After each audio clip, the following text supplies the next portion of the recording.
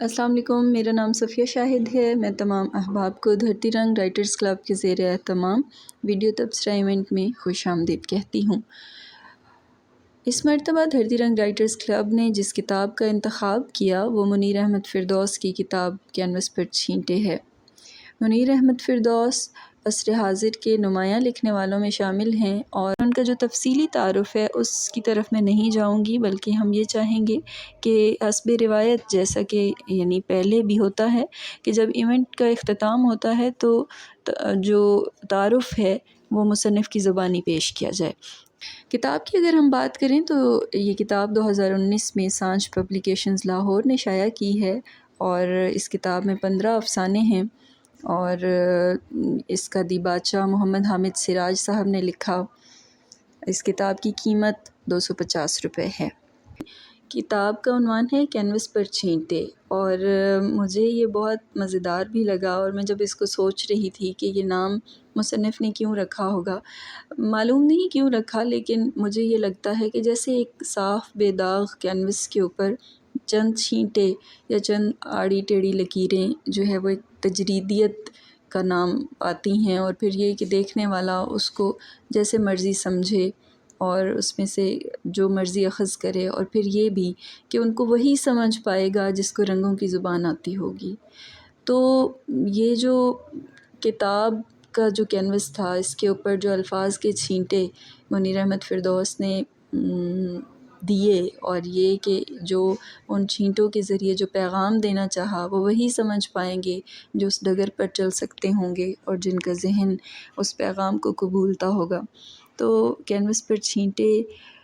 یعنی مصنف نے اپنی عرضی لکھ دی ہے، اور وہ یہ کہہ رہے ہیں کہ آپ اس میں سے جو اخذ کریں کر لیں۔ تو مجھے یہ بات بہت اچھی لگی ہے کہ اس کا عنوان بھی اتنا ہی معنی خیز ہے، اتنا ہی گہرا ہے جتنی کہ یہ کتاب خود ہے، موضوعاتی اعتبار سے بھی اور دیگر کئی پہلوؤں سے بھی۔ افسانوں کی اگر بات کریں تو میں یہ کہوں گی مجھے منیر احمد فردوس کے کہانی بننے، افسانہ بننے کے فن نے متاثر کیا ہے، اور ایک چیز جو میں نے محسوس کی، بلکہ ہر قاری ہی دیکھے گا، کہ منٹوں کا ذکر اشارتاً بھی ہے، واضح بھی ہے، بلکہ جو افسانہ کینوس پر چھینٹے ہے اس میں تو منٹوں کے جادوئی قلم کا ذکر، ان کے کرداروں کا ذکر، اور اس کے علاوہ اگر دیکھا جائے تو کالی شلوار والی یا سکینہ یا دیگر جو کردار جن کا ذکر وقتاً فوقتاً کیا، تو کسی اور بڑے مصنف کے کرداروں کو اپنے افسانوں میں اس طرح پیش کرنا کہ آپ یہ بتانا چاہتے ہوں کہ وہ کردار تخیلاتی نہیں تھے بلکہ حقیقت میں موجود ہیں، تو یہ بڑا مجھے مزیدار تجربہ لگا۔ کتاب میں سارے افسانے ہی تقریباً ایسے تھے جو اپنے قاری کو باندھ کے رکھتے ہیں ساتھ، بلکہ ایک افسانہ جو ہے میخیں، اس کے اندر تو جو سرخ آنکھیں اور میخیں گاڑنے پھر میخیں نکالنے کا جو ایک وہ عمل تھا، یا جو ایک وہ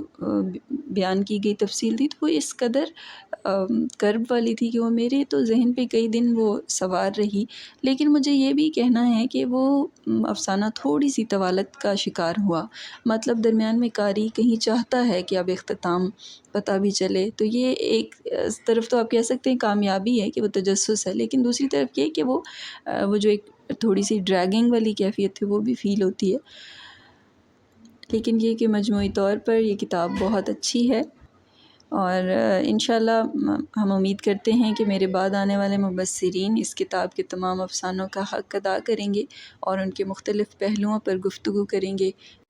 اگلے ویڈیو تبصرہ ایونٹ تک کے لیے مجھے اجازت دیجیے۔ السلام علیکم۔